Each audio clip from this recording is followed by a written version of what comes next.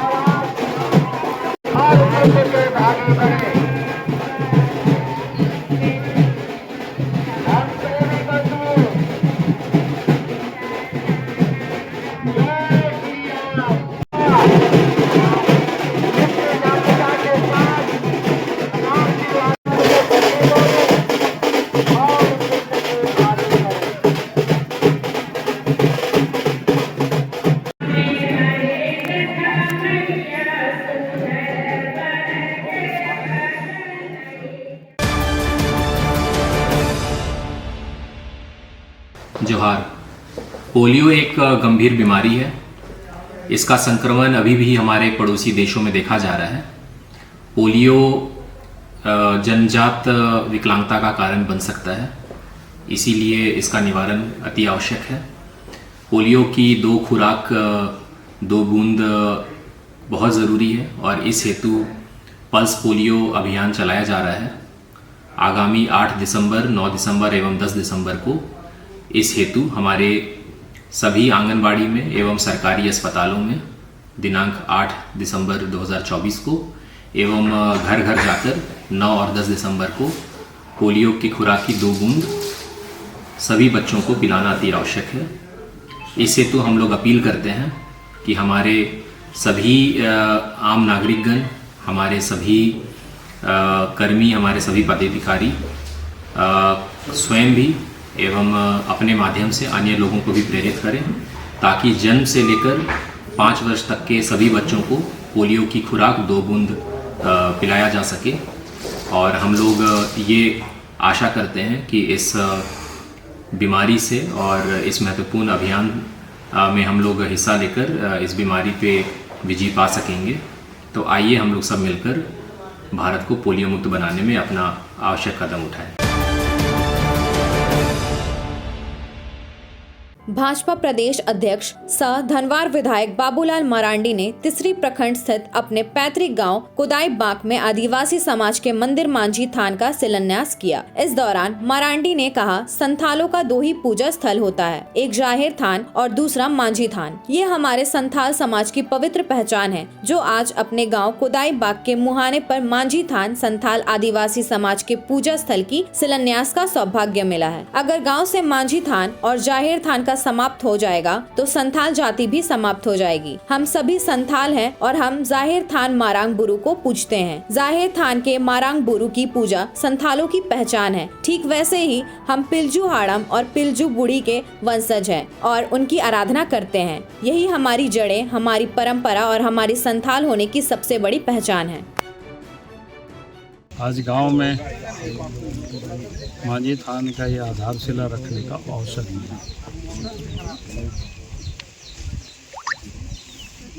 क्योंकि संथालों की यही पहचान है। अब देश और दुनिया में जहाँ कहीं भी आप जाएंगे तो संथालों के गांव में 2 पूजा स्थल आपको मिलेंगे। एक गांव के अंदर में मांझी थान और गांव से थोड़ा बाहर हटकर नहीं वाले गांव में ही सटा हुआ ही रहता है जाहिर थान। ये संथाल जाति का ये पहचान। अब किसी भी जगह जाएंगे, अगर आपने मांझी थान देख लिया, जाहिर थान देख लिया, तो आप समझो कि उस गांव में निश्चित रूप से संथाल रहते हैं। यही हमारा पहचान है। और जब मांझी थान भी गांव से समाप्त हो जाएगा, जाहिर थान भी समाप्त हो जाएगा, तो फिर संथाल जाति भी समाप्त हो जाएंगे। यानी उनको भी ढूंढने के बाद मिलेंगे, पता करना पड़ेगा वह कौन संथाल है। क्योंकि ये 2 हमारे लिए जगह है जहाँ पर अपनी संथालों की जो देवी देवता है गाँव में, इसकी हम पूजा अर्चना करते हैं। क्योंकि गांव में थोड़ी सी जीर्ण अवस्था में था मांझी थान, इसलिए गांव के सभी नौजवानों ने कहा कि नहीं, हम लोग एक अच्छा मांझी थान बनाएंगे इस बार। उसकी आप आधारशिला रखते हैं, तो आधारशिला में आज रखा है। और मैंने अब हम संथाली में कह सकते हैं या कहते हैं वही कि आबोदो संथाल। आबोदो मतलब हम लोग संथाल हैं। उसकी अगर कोई पहचान पूछेगा तो यही है। उसके बाद फिर देवी देवता होते हैं। जैसे हम लोग जाहिर थान है तो मारांग बुरु को पूछते हैं, मोड़े को, तुरुई को, ऐसा करके पूछते हैं। और स्थान जाहिर थान में जहाँ पेड़ों पे झुंड होता है, खास करके साल का जो वृक्ष होता है, उसके फूल से ही हम लोग बाहा मनाते हैं। और दूसरा जो हमने कहा कि गांव में जाहिर थान होता है, उसके भी अपना एक पुजारी होते हैं, वो पूजा करते हैं। कोई अगर घर में बच्चे भी जन्म लेते हैं तो वहाँ ज़रूर जल डालते हैं। और शादी ब्याह भी होता है तो वो गांव का, जिसको कह सकते हैं ग्राम देवता, मांझी थान में आकर के ही लड़का लड़की हो तो प्रणाम करते हैं, इसको कह सकते हैं। तो कहने का अर्थ है कि ये हमारी पहचान है। आज मुझे सौभाग्य मिला कि आज उसका हमने आधारशिला रखा है। हम उम्मीद करते हैं बहुत जल्द गांव के लड़के लोग, सब गांव के लोग इसको मांझी थान को बना करके तैयार करेंगे।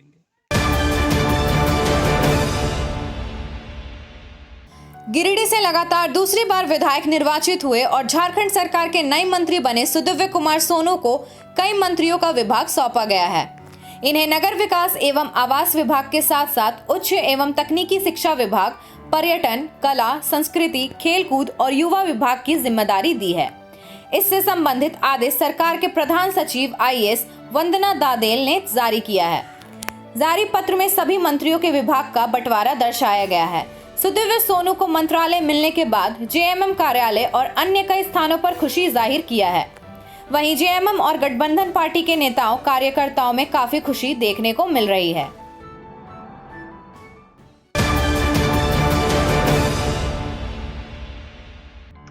CCL गिरिडीह महाप्रबंधक कार्यालय के मीटिंग हॉल में CCL प्रबंधन व मुफस्सिल पुलिस की बैठक हुई। बैठक में CCL के महाप्रबंधक बसाव चौधरी व मुफस्सिल थाना प्रभारी सह इंस्पेक्टर श्याम किशोर महतो के साथ CCL सुरक्षा विभाग व माइन से संबंधित अधिकारी मौजूद रहे।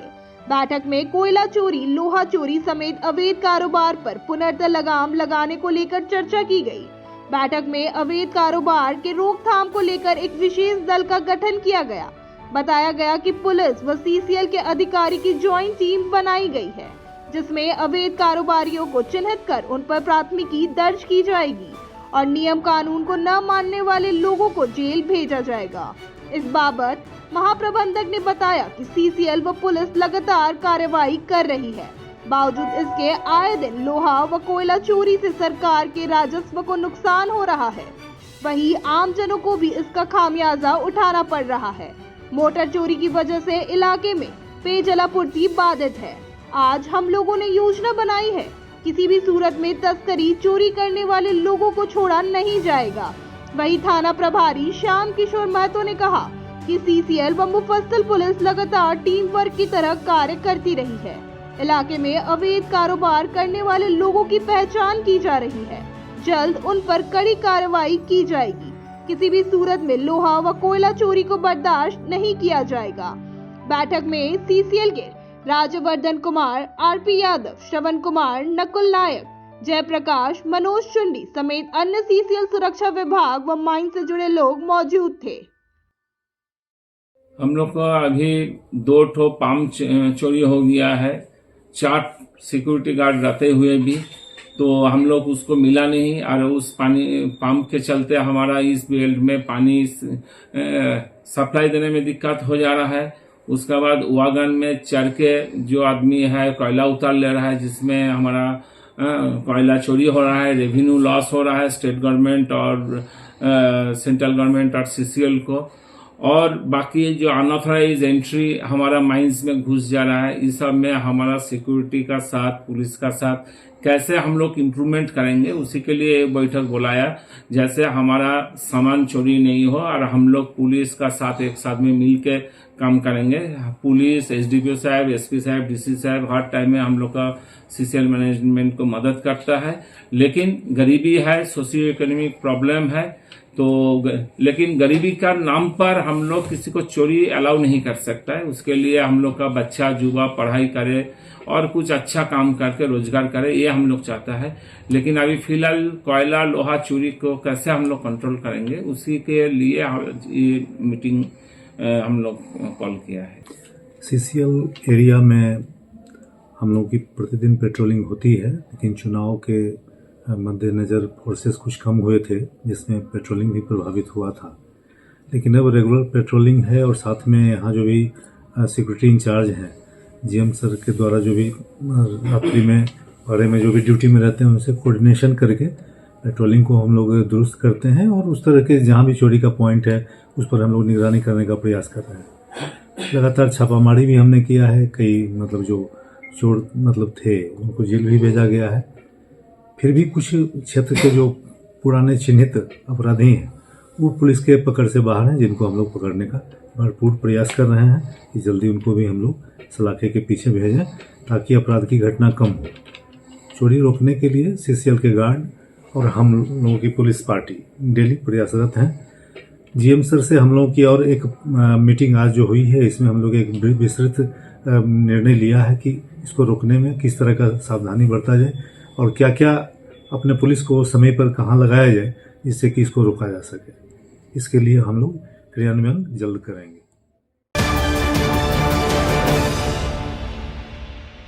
पचंबा के हरिचक स्थित भाजपा जिला कार्यालय में शुक्रवार को 12 बजे एक समीक्षात्मक बैठक किया गया।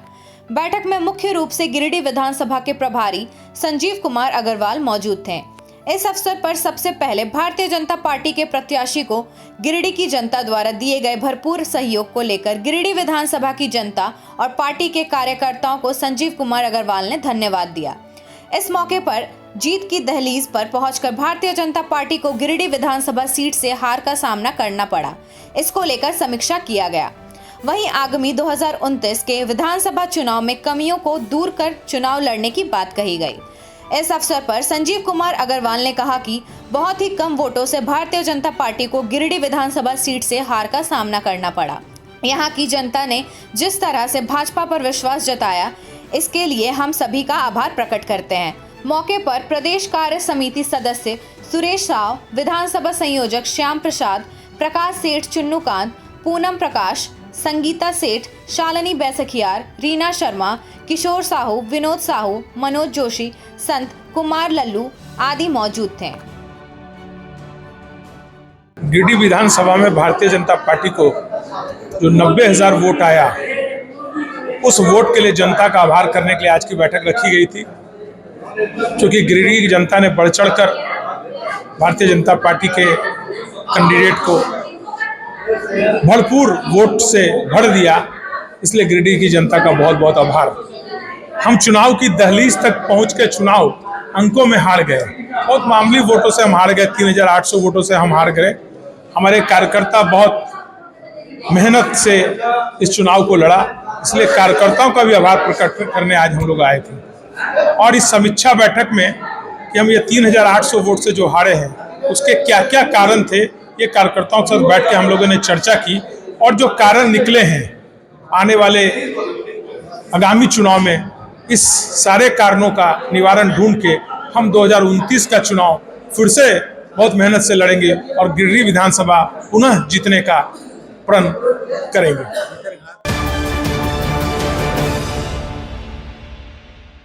फॉरवर्ड ब्लॉक नेता राजेश यादव ने शुक्रवार को डीएफओ मनीष तिवारी से मुलाकात कर डोमा पहाड़ी के दलित परिवारों के लिए रास्ता छोड़ने की अपील की है।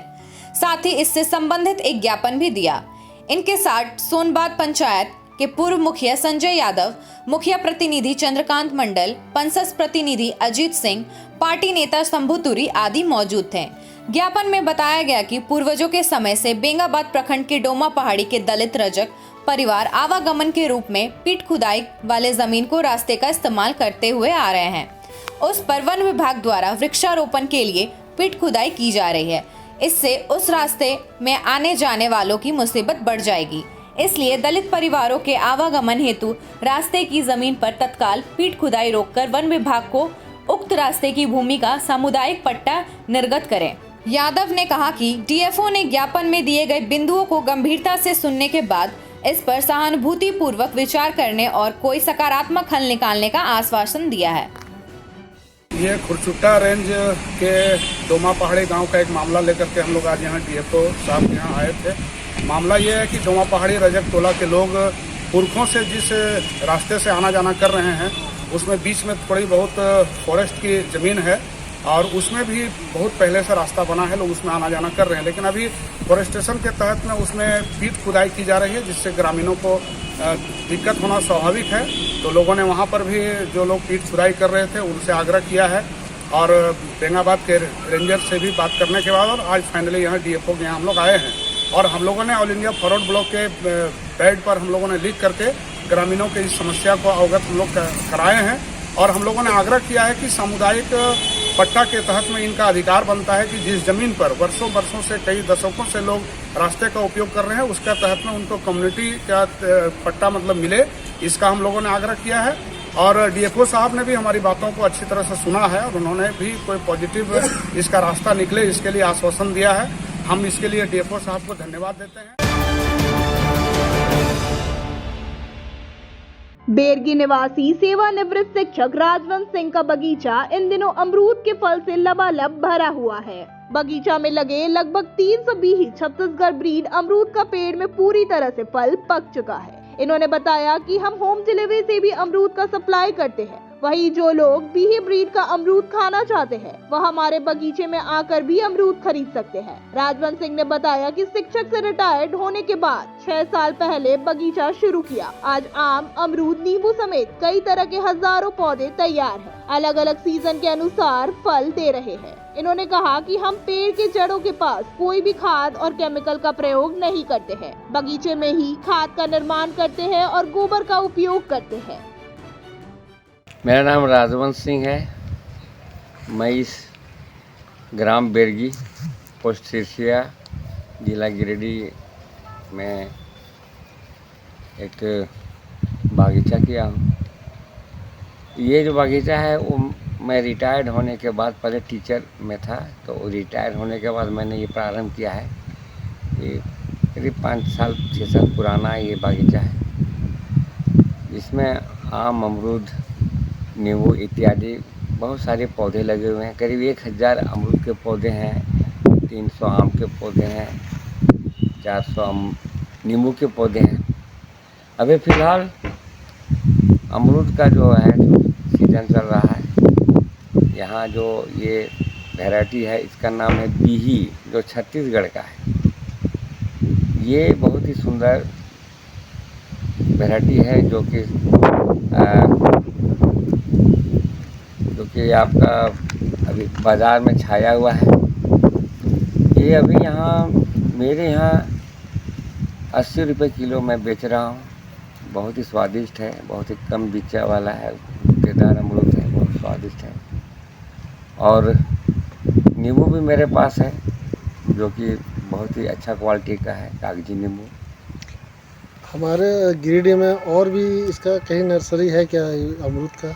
नहीं, और गिरिडीह क्या है, ये कंपनी का जो है, ये कंपनी BNR कंपनी का जो है वैरायटी है। उस कंपनी वाले हमारे साल में एक बार आते हैं, विजिट करते हैं। उन्होंने बताया है कि अभी गुमला में एक जगह केवल लगा है झारखंड में, और यहाँ जो है गिरिडीह में पहले लगा हुआ था और दूसरा गुमला में, और झारखंड में कहीं ये वैरायटी नहीं है। लेकिन ये बिकता है पूरा झारखंड में, क्योंकि छत्तीसगढ़ से माल सारा आता है। और जो बीही अमरूद है, इसका यहाँ लोकल भी मैं सेल करता हूँ और होम डिलीवरी भी करता हूँ। जिनको भी इच्छा खरीदने का हो वो हमारे यहाँ आए और आकर के अमरूद ले जा सकते हैं। गिरिडीह शहर से महज 7 किलोमीटर की दूरी पर बेंगाबाद जाने वाले NH रोड में अवस्थित सुप्रसिद्ध पर्यटन स्थल खंडोली में सैलानियों का आवागमन शुरू हो गया है। इन दिनों पुराने साल के विदाई और नए साल के आगमन को लेकर पूरा पर्यटन स्थल गुलजार होने लगा है। आपको बता दें, झारखंड के अलग अलग जिले के साथ साथ पड़ोसी राज्य बिहार और बंगाल से भी सैलानी पिकनिक, घूमने और बोटिंग का लुत्फ उठाने के लिए खंडोली पर्यटक स्थल पहुंचते हैं। खंडोली डैम में साइबेरियन विदेशी पक्षियों का आगमन भी शुरू हो गया है। विदेशी पक्षी से यहाँ का सुंदरता और बढ़ जाता है। बता दें कि गिरिडीह जिला के प्रसिद्ध पर्यटक स्थल में खंडोली को माना जाता है। दिसंबर से फरवरी तक सैलानियों की पूरी भीड़ रहती है। यहाँ तरह तरह के झूले, खाने के स्टॉल और हर तरह के घूमने का जगह है। सैलानी बोटिंग करके यहाँ का लुत्फ उठाते हैं। वहीं खंडोली का पहाड़ लोगों को खूब आकर्षित करता है। सैलानियों को कोई तरह की परेशानी न हो, इसको लेकर बेंगाबाद पुलिस भी पूरी तरह से अलर्ट रहती है। खंडोली में घूमे, कैसा लगा? बहुत अच्छा। इधर एंट्री करके ही तो पहले बोटिंग कर लिया। अच्छा, फिर अभी अंदर जाना है और देखते हैं बाद में और क्या क्या है अंदर में। यहाँ पे पहली बार बोटिंग की आपने? First time. कैसे पता चला खंडोली की जगह जो घूमने के लिए जाना है? हम लोग यूट्यूब में देखे थे। अच्छा, यूट्यूब में देखे थे। हम लोग धनबाद आए, उधर से गाड़ी लेके इधर। धनबाद में मेरा एक दोस्त रहता है। अच्छा अच्छा। उससे बात किया जाए घूमने का कहाँ का जगह है, वही घुमा रहा है गाड़ी करके। दोस्त है। खंडोली में घूमे ना? हाँ। घूम लिया, अच्छा लगा? हाँ, बहुत बढ़िया। बाबा साहेब डॉक्टर भीमराव अंबेडकर की 69वीं पुण्यतिथि पर शुक्रवार को अंबेडकर भवन में राष्ट्रीय अनुसूचित जाति एकता मंच के द्वारा एक कार्यक्रम किया गया। इस अवसर पर बाबा साहेब की प्रतिमा पर माल्यार्पण कर उन्हें नमन किया गया। कार्यक्रम में मंच के जिला अध्यक्ष सह प्रख्यात रेडियोलॉजिस्ट डॉक्टर शैलेश कुमार चौधरी, कमल दास, गुलाब दास, देवदास, लखन पासवान, मधु राव, ललन नागवंशी, शिव नारायण दास, गुलाब दास, सुरेंद्र तुरी, दिलीप दास, त्रिभुवन दास, धनेश्वर दास, सुखदेव प्रसाद, मास्टर साहब, जनार्दन पासवान, सुरेश पासवान, सुनील पासवान आदि मौजूद थे। इस दौरान उपस्थित लोगों ने बाबा साहेब को नमन करते हुए उनके बताए मार्गों पर चलने की बात कही। मौके पर डॉक्टर शैलेश कुमार चौधरी ने कहा कि राष्ट्रीय अनुसूचित जाति एकता मंच के द्वारा अनुसूचित जातियों को एक सूत्र में पिरोने का काम किया जाएगा। कहा कि अभी सभी जाति के लोग अलग अलग बटे हुए हैं, लेकिन मंच के द्वारा सभी को एकजुट कर सामाजिक एकता का परिचय दिया जाएगा। साहब की पुण्यतिथि पर हम लोगों ने बाबा साहब को याद किया, उनके जो माल्यार्पण किया, और हम लोग इतने यहाँ लोग इकट्ठे हुए और हम लोग इकट्ठे होकर के इस विचार को हम लोग बल दे रहे हैं कि अब हम लोग अलग होकर के नहीं काम करेंगे, हम लोग सब एक साथ काम करेंगे। अनुसूचित जाति के जितने भी जाति के लोग हैं, हम लोग एक बैनर तले आकर के काम करेंगे और अनुसूचित जाति की एकता को, उसके संगठन को और धार देंगे। पुण्यतिथि पर गिरिडीह डॉक्टर भीमराव अंबेडकर पुस्तकालय साहब में हम लोग आज उपस्थित हैं। इनके विचारों को आज जन जन तक फैलाने के लिए हम लोग एकत्रित हुए हैं। संविधान के निर्माता बाबा साहब डॉक्टर भीमराव अंबेडकर के परिनिर्वाण दिवस के पुनीत अवसर पर गिरिडीह में आस्था दलित महिला संघ के द्वारा बाबा साहब की प्रतिमा पर माल्य अर्पण कर उन्हें श्रद्धा सुमन अर्पित किया गया। इस अवसर पर उपस्थित सभी ने संकल्प लिया कि समाज में सर्वांगीण विकास में हम महिलाएं हर तरह से अपना योगदान निभाएगी और अपने बच्चों के उज्जवल भविष्य के लिए अधिक से अधिक शिक्षा पर जोर देंगी, ताकि एक विकसित समाज की जो हम परिकल्पना करते हैं वह हर गांव में देखने को मिले। इस कार्यक्रम में मुख्य रूप से प्रमिला मेहरा, गीता देवी, पुनिया देवी, समा देवी, खुशबू देवी, उर्मिला देवी आदि मौजूद थे।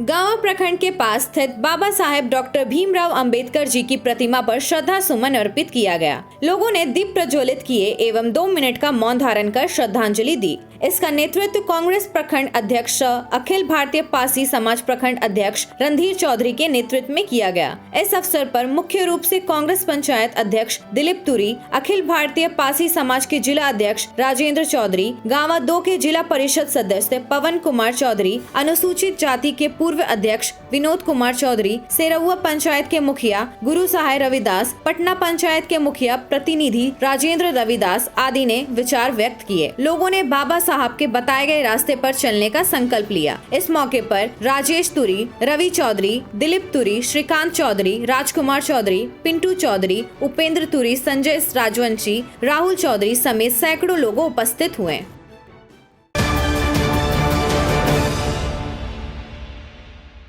पुरानी बिजली बिल माफी और बिजली संबंधित विभिन्न समस्याओं को लेकर शुक्रवार को भाकपा माले नेता राजेश सिन्हा ने बिजली विभाग के संवेदक के खिलाफ महाप्रबंधक के नाम आवेदन दिया। भाकपा माले नेता राजेश सिन्हा ने कहा कि 6 महीने से बिजली विभाग के संवेदक द्वारा लोगों के घरों तक पहुंचकर बिजली बिल नहीं काटा गया और अब जब बिजली बिल काटा जा रहा है तो जिले में अफरा तफरी का माहौल मचा हुआ है। कहा कि आधे लोगों का बिजली बिल माफ हुआ है लेकिन आधे का अभी भी बचा हुआ है। इन्होंने बताया कि इसको लेकर भी बिजली विभाग को आवेदन दिया जा चुका है। कहा कि इस मामले पर विभाग जल्द से जल्द संज्ञान ले। अभी हम लोग महाप्रबंधक के नाम से एक आवेदन दिए हैं। उस आवेदन में यही है कि पिछले 6 महीने से बिजली बिल नहीं कट रहा था। कारण है क्या कि माफ़ी वाली बात थी कि जो बिजली बिल माफ़ कर दिया जा रहा है। अब 6 महीना तक संवेदक जो होंगे बिजली विभाग से रिलेटेड, जो बिजली बिल कटवाते होंगे घर घर में जाकर, उन्होंने अपने लड़कों को भेजना बंद कर दिया। अब बंद कर दिया, हो सकता है उनका सैलरी भी रोक दिया होगा। हमारा विषय यह है कि जब 6 महीने के बाद आए तो अचानक जो बिजली बिल है वो कट रहा है। किसी का 28,000, किसी का 22,000, किसी का 72,000, किसी का मतलब जितना बिजली बिल होना चाहिए उस माफ़ी वाला को छोड़ दीजिए, उस और ज़्यादा हो रहा है। इससे लोग, हमको लगता है कि 50% लोग तबाह हैं। इसका मतलब कि संवेदक के द्वारा स्पेशली ऑर्डर दिया गया है कि आप बड़ा के काटिए और एक तरह से पूरा गुमराह किया जा रहा है। इसको लेकर हमने आवेदन अभी लिखा है। पूरा विषय है, विषय से समझ में आएगा। पिछले 6 महीने से गिरिडीह जिला में बिजली बिल नहीं कटने के कारण अब संवेदक द्वारा 3 गुना, 4 गुना या 8 गुना बिजली बिल काटकर कंज्यूमर को दे दिया जा रहा है, जिसके कारण वो काफ़ी भ्रमित हैं। अब जो गरीब हैं, जो मध्यम वर्गीय हैं, जो रोज़ कमाते हैं, रोज़ खाते हैं, उनके लिए ये एक तरह से काल बन गया है। तो जब सरकार के द्वारा बिजली बिल माफ़ की गई 200 यूनिट का, तो उस समय आप रीड क्यों नहीं करवाए? आप क्यों उस समय पढ़वा लेते? आप संवेदक हैं, आप इतना इन्वेस्ट करते हैं, तो क्या आप लोगों को 6 महीना तंग करने के लिए छोड़ दिए, या जितने लोग आपके कर्मी हैं उनको सैलरी देना पड़े इसलिए आपने छोड़ दिया? तो ये गलत है। संवेदक पर हम लोग आके पढ़ेंगे। बिजली विभाग से रिक्वेस्ट है कि तुरंत इसका जांच करवाएं और संवेदक जो है उसको समझाएं। आज के अंक में बस इतना ही।